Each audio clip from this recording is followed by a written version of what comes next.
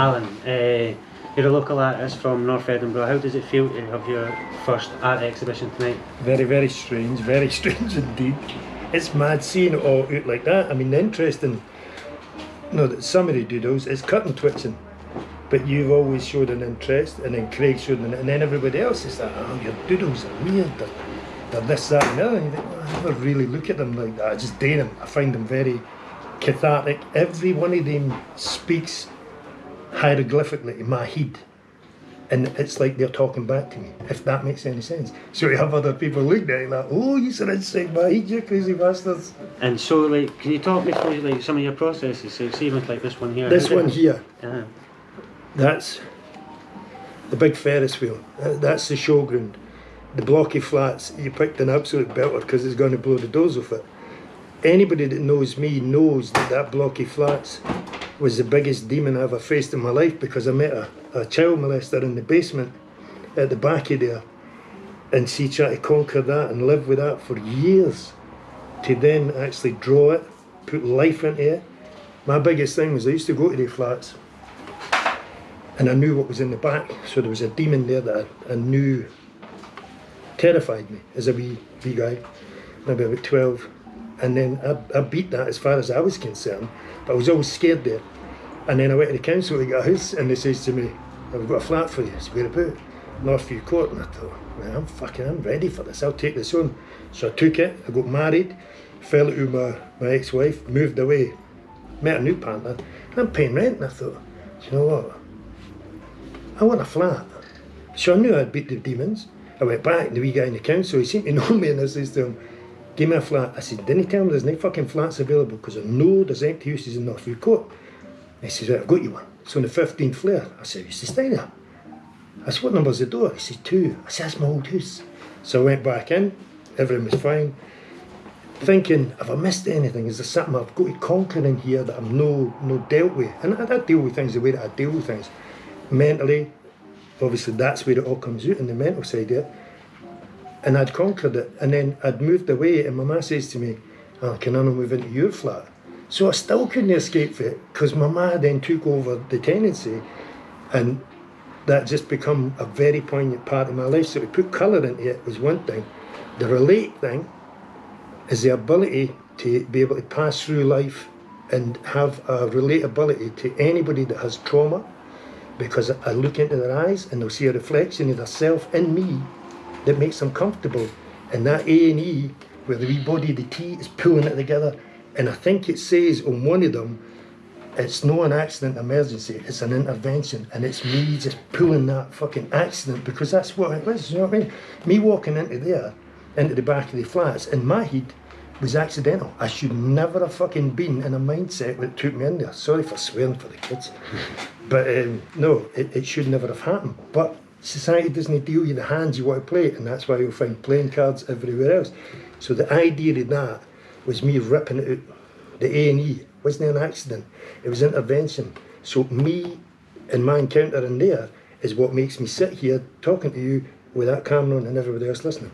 And see, like thematically, you've got like the monkeys and stuff like that as well. Can you explain a wee bit about the concept around that? Like, why did you do that? Yeah, because the wee man behind the wall, and the wee booklet, and in the podcast that we talked about, I was the wee guy that I would get berated with hatred, horribleness all the time, and they were like bricks being flung at me.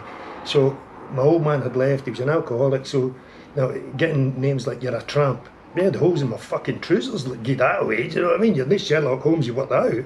But these bricks just kept coming and coming and coming. So the only way that my mind will deal with it is about this wee wall. So, oh, you're a fucking tramp, I'd sit behind the wall and wait until you're finished, then I'd come out and pick up the bricks. Then when the trauma of the flats come in, that's when I had to build the prison cell to coax this fucking demon into there. It was me that created the demon, but I needed it in there. Then obviously with the option of having a back door and escape for that reality, I grasped it with 2 hands, because I'd had enough. And I shouted out to the ether, if this is life, I don't fucking want it. I don't want to be here. I can't do this. And it was like the passing. The monkey was there, and he says, you had enough. Well, I'm fucking done, I can't do this. And he says, right, you sit in the passenger seat, I'll fucking drive. And this fucking thing just took off.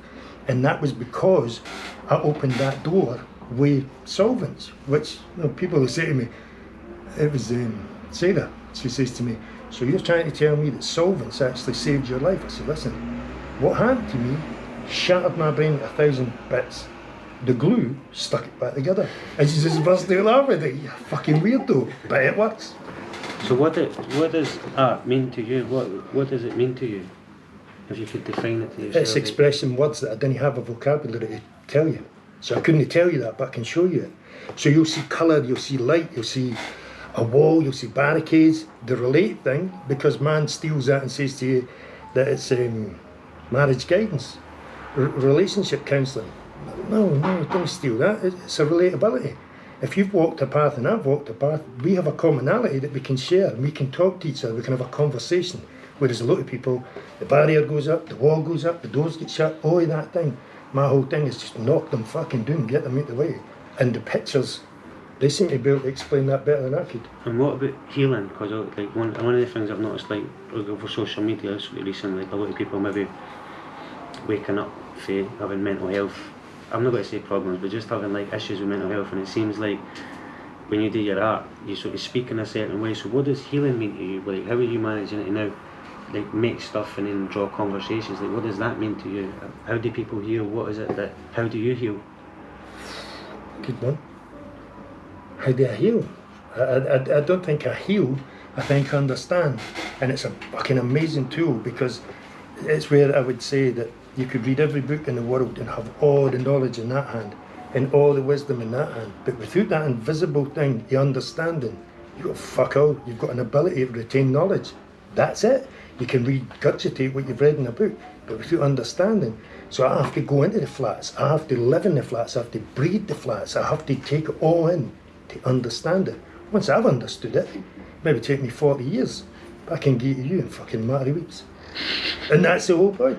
The whole point is I break it down so somebody else doesn't have to go. And that's that thing. Neil, he'll testify to that. Walk a mile in one man's shoes. Why the fuck would you? What if he's got athlete's foot? Then he put his shoes on. If he can tell you, look, I'm telling you, don't do that. If you didn't understand that, again, that magic word, the understanding, you're going to walk that same path. And at some point, 30 years later, you're going to be, fuck, should have listened. Shouldn't have put his fucking shoes on. So yeah, that would work it. And obviously, like last but not least, how are you finding acting? How are you enjoying that again? Rekindled, obviously. It's like when I said to you originally, there was people that says to me, oh, how do you do that? I said, I'm not an actor. But every fucking day of my life, I play a part for somebody. So I'm a partner, a friend, an acquaintance, a work colleague. I'm all these different people. But I'm only one person. And that's the thing where, and I love it, it's the Wurzel Gummidge fucking syndrome, where people have changed their mind. You can't physically change your mind, you have one, but you evolve. And you keep evolving and becoming this other person. So to get on top of the doodles, the acting, to play another part, it's all the understanding that yes, where I had this facade is people saw me up into, certainly at 21, I was a character. And funnily enough, my name is Carrick, so it's kind of hidden in there.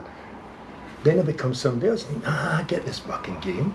They're going to try and cut me down, but I'm not going. And again, the schizophrenic side sits in there. It's you sitting there thinking, well, I'll have that cake. No, I better not. Who the fuck are you talking to if you're not schizophrenic? If you've not got a split personality, you've got a split mind, we all have. We have an ability.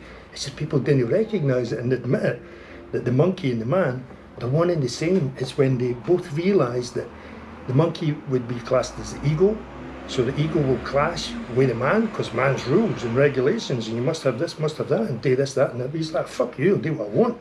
It's when they both realise that neither one's going to win, but both of them can lose. And that's where the handshake starts. That's what I'd done. I'd done the handshake, so the understanding of the handshake thing, I get it now. These two things, they have to work together in order to, me to progress. And then once you come through that door, and you're like, wow, this is fucking easy. I'm going to show somebody else how to open that door. And that's what it's always been about. Did that answer it? Yeah, I think so. Alan, Carrick, thank you very much for that. Thank you for the show. Has anybody got any questions that they want to ask for that?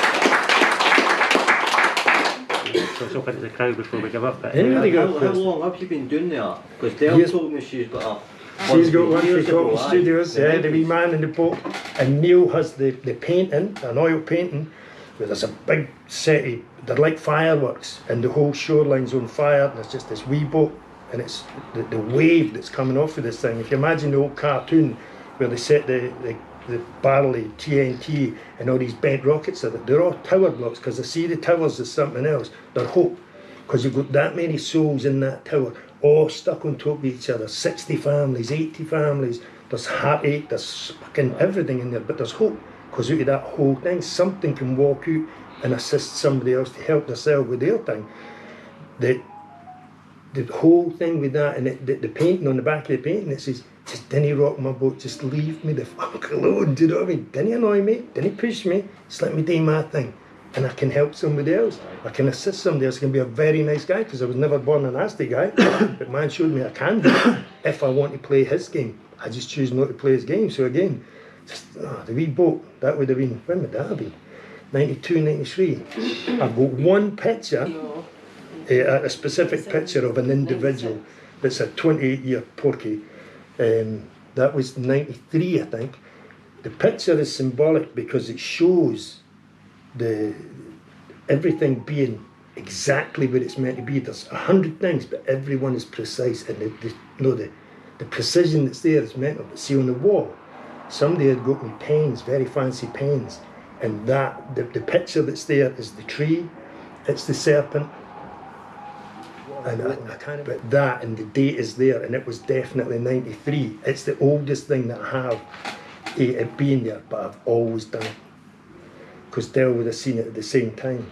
It's just, again, it's evolution. They just get better and better, and the more truth that's in them, they become, as you can see them. There's a lot of them are freehand because you couldn't draw them. And when you look at, if I use a ruler, that it's my head, and it's a weird thing. I can watch myself doing it like it's fair above.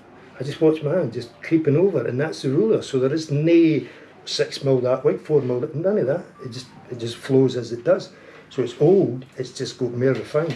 There's loads of other ones that are on lined diaries, and see some of them, because there's a picture there, and I always do it. If I turn over, it's that page that I write on, draw on, and then over here I'll maybe write, especially on the lined ones. And the writing, it kind of interprets what the picture is, but you'll see more in the picture than you can, because I just can't do it. I can't talk the way that I draw.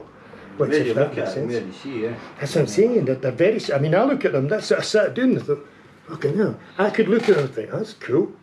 I've watched the podcast, and because I didn't get the comments, so I'll look, and I've got to play the video to open the comments, and I'll open the comments, and I hear this guy talking to me. That makes sense. And it takes me ages to realise that's you. Like, fuck me. So they're the same. So set up a wee Instagram page and get them all on a profile. I would do anything. Now that these ladies have come and looked at them, if you just want me to do something like that, of course I will. I wouldn't mind sharing them, because, again, it's that thing where if you're sitting in a predicament where somebody tells you something that doesn't agree with you, or it does agree with you and explains a lot, and then it turns out to pull it away for you, i.e. if somebody says to you, I think you've got brain damage, and you think, right, okay. You look at it and you think, you're doing it right for a bumper, and then you think, no, I'm not brain damaged. I know it was the drugs, but I'm not taking drugs, I didn't drink, so how do you explain it? We can't, so you didn't really know what you're talking about. So I just keep doing my thing, and again, because if you watch the evolution of everything that's in there, it's me dealing with things. So the dates on these, I don't know how far these go back, maybe just 20 on the blank paper, because somebody says to me, I can't have that, Barry, but could you not do it on blank paper? I don't know if it was James or no, and I'm thinking, the whole point of them being on lines is people tell you when you write, you've got to read between the lines. Well, to me, you've got to look between the lines, because the picture is the writing in this hieroglyphic sense to my head. I can see a lot more in the doodle than I could ever write, definitely. So do the lines help you with the detail that you're putting in? No, if you looked at them, you'll know. I'll know. If I was drawing the wall, I didn't draw along the line to measure the brick. It doesn't work like that. No, I'll draw them anywhere. The lines are nothing to me. They mean nothing. They're just something that's on the page, but the thinking behind it is, that same thing. There's the detail. Go for the detail, then you go for the lines. It's like people looking through the blinds. The picture's through the blinds. Then you look at the lines or you'll miss the picture. Yeah, the lines can be distracting. That's exactly. So you look at the bigger picture and then you'll see bigger there's pictures. no lines. Yeah. That's what I see in your art. I love your art, the trauma-based stuff, and I've seen it again progress. It's actually I think that's what it says, Joe Billy. I think it. Quite a lot of, I mean, when you look at some of them there, yeah. what the fuck are you waiting on? That to me is just climb. Stop just being fucking formatted. No, if you have an event in your head that you're no going to deal with, you're no going to let go because all the doctors is an 18-month waiting line, all the medication are not made in it. What the fuck are you waiting on? Just find somebody, an asshole like me, that you know isn't going to judge you, because who the fuck am I to judge anyone? Yeah. And just open and allow yourself to just free yourself of this shite that we carry about, because that's what I've seen it a lot on social media with people that are actually getting help with your art. Especially females, you know, like with the mental health and that, they're seeing a lot in your art and it's helping them a lot. I've seen that and I commend you for that. Because like as you see, you've become a beacon that people can actually approach and talk and you know, your real health. I mean, if everybody's just done it, and then they this listen. whole judgment, the listening There's a lot of thing. people there that are trying That's to listen. where that one is. It's a relate thing. There's no point in you living in the scheme, going through a hard life, if you can't meet somebody else that's lived in the scheme, that's went through a hard life, and then you know what they're talking about. Like, hey, let's not bother with the barriers, just knock the fucking word in and talk about it. And that's what I see in your art. That's why that one there, what you waiting on? Just go for it. There's always been a back door to this, always been a back door. And if it's just finding somebody that you can talk to, that you can relate to, look into their eyes. If they're going to give you their eyes, you know you're in, and they're not going to do anything about it, they're just going to listen. And then you bounce off each other and you move on. Just drop that thing that's around your neck. There's that many cliched saying, you know. But we speak a different language. So Definitely. we The ones people taking the horse to the water, but you can't make it drink. Everybody knows it, but nobody ever asks the horse if it's thirsty. Nobody asks it. They just drag this fucking thing. Come on, get in the other drink. Another drink. I'm fine. Have a drink. You don't know that one. I don't know that one. Mrs. What's her name? The wee Irish woman. Father Ted. Oh, never drink. Mrs. Doyle. Yeah, listen, you'll be missing EastEnders. Hopefully you go on record. No, we have. Well, this one is no. Yeah, I think we can give him a round of applause. Thank you. Put that on. Because Gary never spotted the big one in the corner. Jamesy boy, could you do the honours? This is just because you have a belief in me, and I thought, well, that should be good. Oh, brilliant, thank you. There we go. Everybody else has seen it, you're the only one that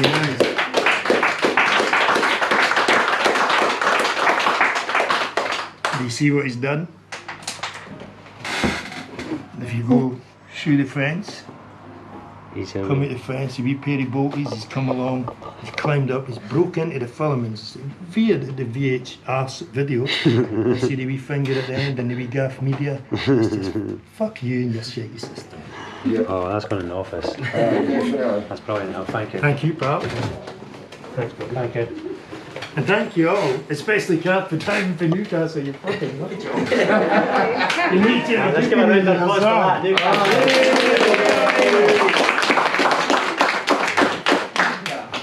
And if you've worn, tell us.